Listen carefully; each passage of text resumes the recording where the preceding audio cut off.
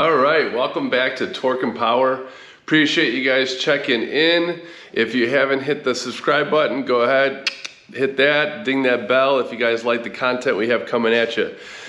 Today we're in the garage. As you guys can see, I'm in a full-on flannel. Doors are not open because I'm in Illinois and it's freaking cold. And so to do this video, doors are down, flannel is on, and we're gonna roll with it. But anyways, I thought today would be a good day to make a video on this Fat Boy S.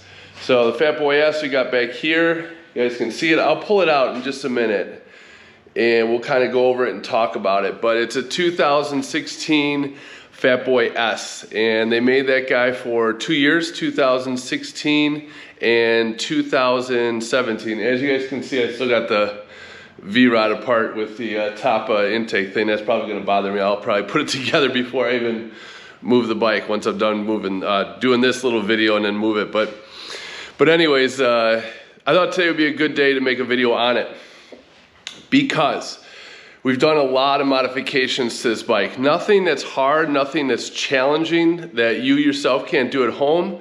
But I think this is one of those subjects that people, when they go into a Harley-Davidson dealership, and let's say maybe you haven't ridden much, you can fall in that category. Maybe you're a female and you can fall into that category to where you're not comfortable riding a bigger bike or haven't.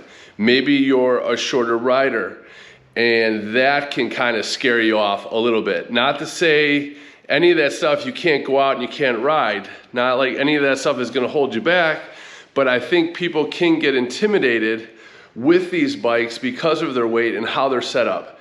And the more that I've gone to dealerships and have talked with them, I come to find out a lot of them really don't know when it comes to the sales and stuff like that to actually how to set them up. I'm sure parts can help you out and stuff like that, but there isn't many dealers that really get into the know-how on these bikes to set them up for their proper rider. And not gonna go into too much depth because I really wanna get this thing up on the table lift.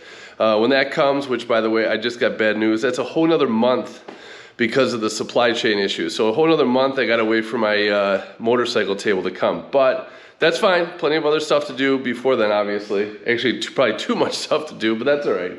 But we'll get into like what had to be done to this bike to make it comfortable for the rider. And this bike gets driven by my girlfriend. She's 5'2", and she's a newer rider. Only other bike that she's ridden before, if you guys can see, is that Honda Rebel in the background by the Ninja. See the black Honda Rebel? That little guy, that little 250cc bike, that is what she started on. And then we had to make that huge decision of, okay, what do you do next? Do you jump to a Sportster because she wanted a Harley? Do you jump to a different bike? Before you get to what you like, kind of what your final bike is, and I'm like, no, we need to make a jump to what would be your touring bike because you want to go touring. I got my Street Glide and I love to go across the country. I want her to go with me. So the next jump that was practical will be a touring bike that kind of fits her. Now I know you guys are going, oh, it's a Softail. I understand. It's a Softail bike, but it's set up to tour. And for her, for that bike being 700 pounds, that's a touring bike for someone who's 5'2", as opposed to the Street Glide that's what, 850, 870, something like that for weight. So for her, that would be a touring bike for that size. So I figured let's cover what it took to get her comfortable on that bike to go from that Honda Rebel to then this 2016 Fat Boy S. And if you guys aren't aware, I mean, that's just freaking badass. I mean, when you could go from a Honda Rebel and that's your first bike that you rode for a few months and then go out and purchase a Fat Boy S and then set it up and then go ride and then go to Sturgis, go to Daytona, do these things, that's freaking badass on a bike that weighs 700 pounds. When you're 5'2" and you really haven't ridden, that goes to show you the credit of what we did to set this bike up so she was good to go. And she's also a super confident person too to begin with, but from someone who never ever rode. So if that helps you guys out, kind of give you a little bit of background when it comes to this stuff. But so I hope this helps. I'm really trying to pay this forward for other people who are out there because I do see people who struggle when it comes to this. They go into these dealerships and it's a lot of what ifs because these bikes, as you know, these bikes are expensive, right? I'm gonna sit on this thing. I don't know, maybe the alarm's gonna go off. I don't know, maybe it won't. But these bikes are expensive. You know, they're not cheap. And then you're gonna go and buy one of these bikes, and then you're gonna buy the modifications you need to do it, if you even have someone who can kind of show you the ropes what to do. It can be scary. That can be scary, because that's a lot of cash that you're putting out there for a what if. On top of already a motorcycle you've already been told your entire life is scary. And now here you are willing to take the plunge. And once you do, obviously, it's the most satisfying experience ever is riding a motorcycle. I mean, it's completely changed my world for my entire life, but that's certainly me. But enough talking about it. Let's back this bike up. You might see things might be a little different in the background because I'm gonna put together the V-rod and stuff and move the street glide and whatnot. So give me a little bit, and then I'll get you guys back going, and then we'll talk what it takes to get this thing suitable for a shorter, newer rider to go ahead and hit the roads and go touring. All right, cool. Hold on. All right, so, oh my gosh, holy hell. We got everything back the way it's gonna be in this garage for right now. So the V-rod's all put back together. We back this guy out and set it up over here. Street glide is back now away.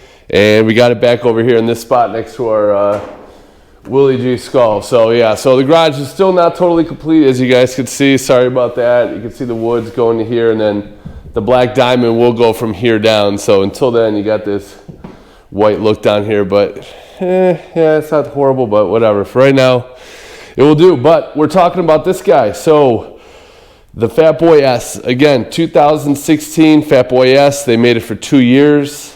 It is a Softail model. It is the old school model with the twin cam engine and the shocks hidden down at the very bottom, right behind the transmission, where you can't see it. The new ones have the monoshock right underneath the seat here, right by the fender. It makes it obviously a way better handling bike. It's far superior to this. Would I choose it over this? Two different bikes, not even like a choice between the new Softail and the old Softail. I love this one just the way it is. I think it's absolutely great. I'm 6'3" again, 240. This bike is not set up for me, as you guys can see. So if you see me actually get on this bike and look, it is not set up for me at all, right? You can see how low I am on this thing. The shocks have been lowered, but we'll cover that stuff. You can see how close I am up to the front of the tank. That is because the seat has been altered. All this stuff that allows me to be this low. And it's even lower than the V-Rod's seat height, which that's pretty low. But this thing is set up for a 5'2" rider and a girl, right? So my girlfriend rides this bike 5'2", and she has no problem handling it. The only issue she does have is backing up now and then when it's up a hill, and that's fine. That's what I'm here for, help her back up. But that's an easy situation that you don't have to put yourself into, right? So I want to talk about what makes this bike, what it took us to get this bike to this point and get it set up for a 5'2" rider, whether you're male, whether you're female, whether you're just starting out, whatever it may be. But I think it can be very intimidating, like I said before, to go into a dealership, commit to spending thousands and thousands of dollars onto a bike, and then you're not even sure what you have to do. I've talked before to salespeople. They just don't have all the knowledge, and it's nothing against them. You have to do your own research when it comes to it. So I hope this helps anybody else who's out there who's thinking about it. It is very, very, very, very possible. Brand new rider, went straight from a Honda Rebel, a little guy, little 300-pound bike, something like that. It's basically a bicycle with a motor, and jumped straight to this in like 3 months. And has gone to Sturgis this past year and everything else. So why don't we jump into it? What actually takes it to make this bike work for someone who's 5'2"? Some things that I think are priority. There's a lot of extras that come on this bike that you certainly don't need. The speaker, the heated grips, all that good stuff, the windscreen. Everything that was good to help for her to go long distance. But stuff that I would think would be mandatory that maybe people don't know. If you are a shorter rider, I would just invest, not a shorter rider, I apologize, that's not the right way to say it. If you're a shorter rider and you haven't ridden before and you want to have a safety factor, even if you're a taller rider and you want to have a safety factor, I would recommend getting those engine guards. And they call them engine guards. People call them crash guards, but engine guards. Those things are absolutely amazing. So you go to get a bike like this, you spend all the money, buy the engine guards. They're not expensive at all. Real easy to install. The factory has all the bolt setups for you, so you're good to go. So if you ever do tip it, it's just going to land on that, and there's going to be no damage. And that has happened before this bike. All slow turns, nothing. There's absolutely nothing wrong with the bike. The engine guards took the load on the corner, and it was fine. Put the bike right back up. But I would consider that a must, just because it gives you that sense of mind that is a security of peace. Some other stuff that we did with this bike in order to get it to this point. Shocks. Shocks, I would say, is one of the biggest when it comes to this bike. And the shocks are underneath all the way down here. If you guys don't know, there's twin shocks. So right underneath here, there's twin shocks, and I'll try to get you guys some up-close footage, but there's twin shocks underneath there. You can go full out. We have not done that. We will do that in the future, where you can buy an air ride suspension. A lot of companies make them. Legend, Aeronauts, name it. They're all out there. There's plenty of companies. Dirty Air.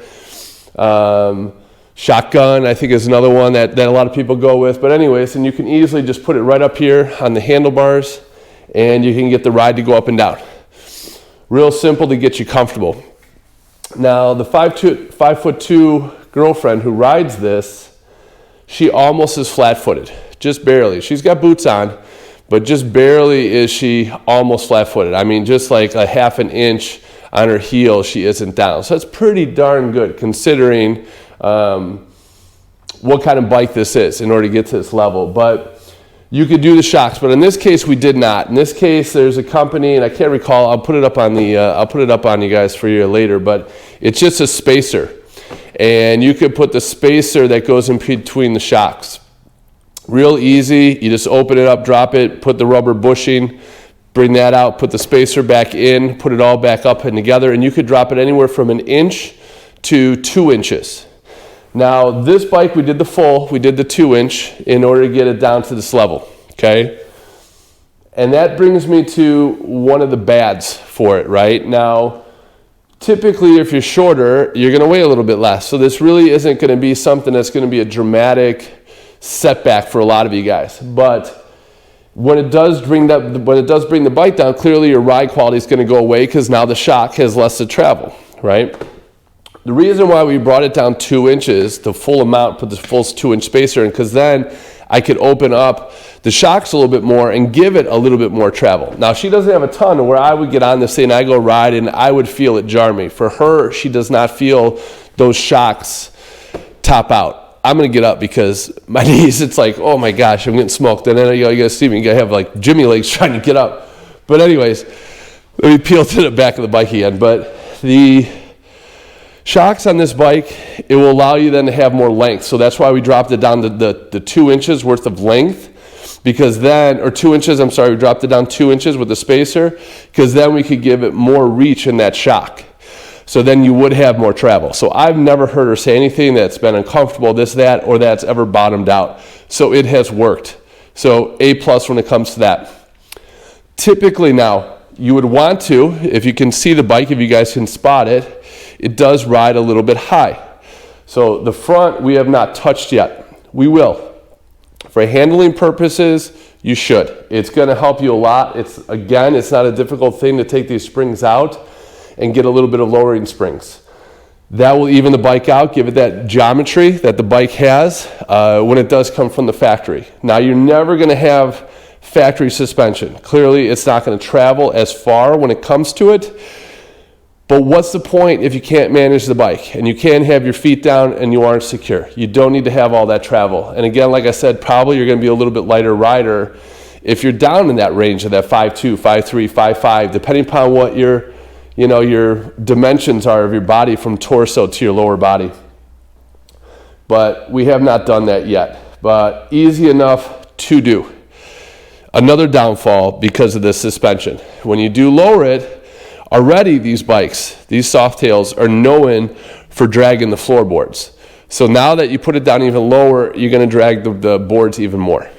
Again, not much of an issue. Once you're used to scraping floorboards, anyone out there who scraped floorboards, you do get used to it. It still kind of maybe stuns you a little bit, but nothing that throws you off your course of what you need to be doing. And there's nothing wrong with scraping these boards. These boards are meant to scrape.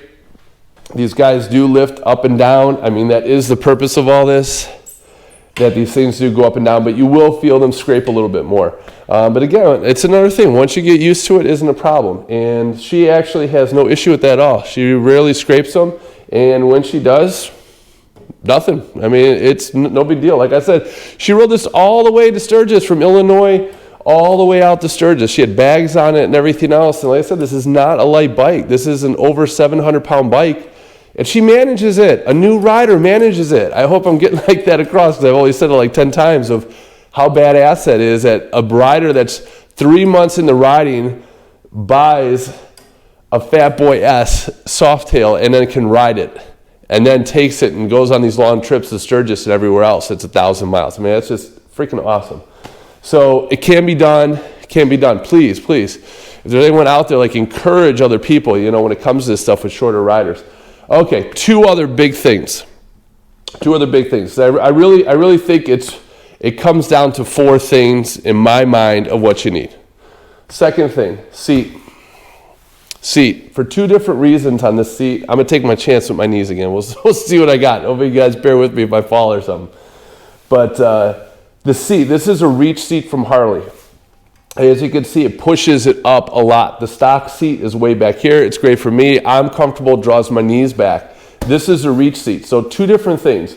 Pushes you up, I believe, 2 inches up in the saddle. And then the second big thing is it's very narrow here. And I think a lot of people kind of miss that point when it comes to it.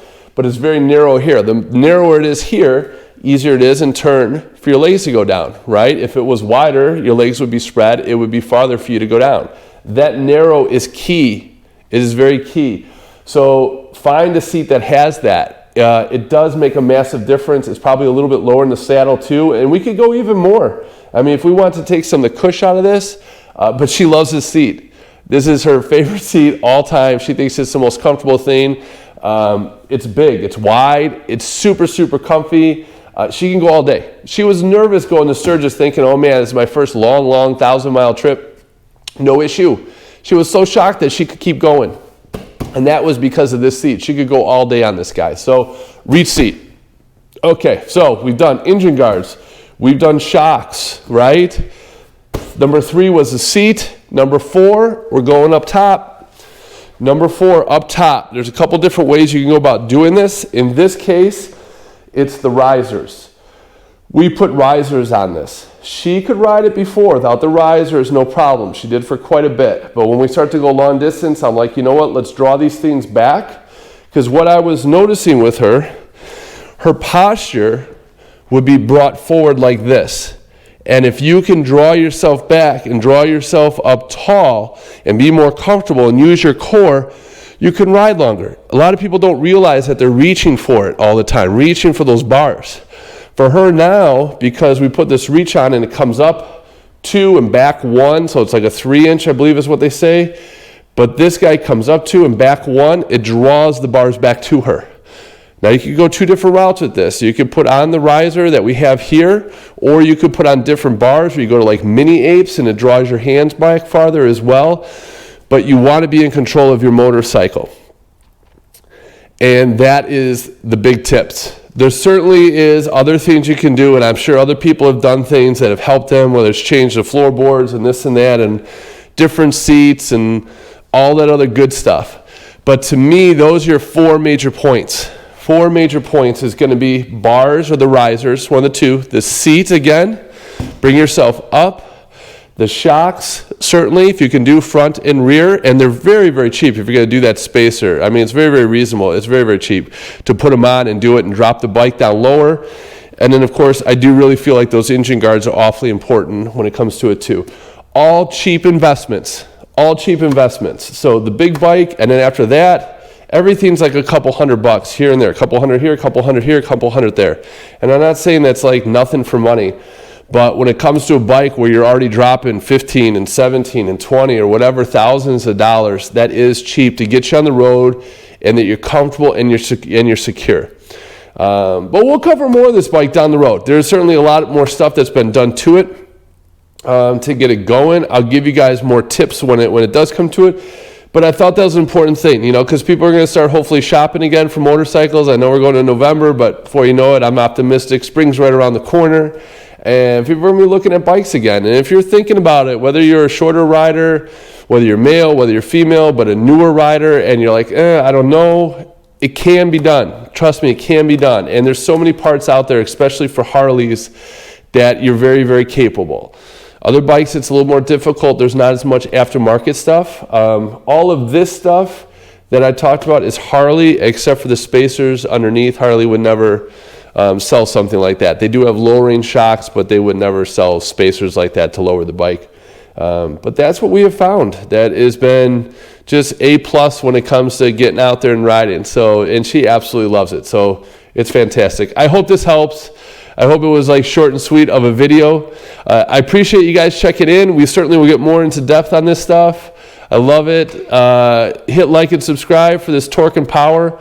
More stuff is going to keep coming at you. More stuff's going to keep coming. I mean, all winter long, we got projects and stuff we got to do and keep everyone interested and going.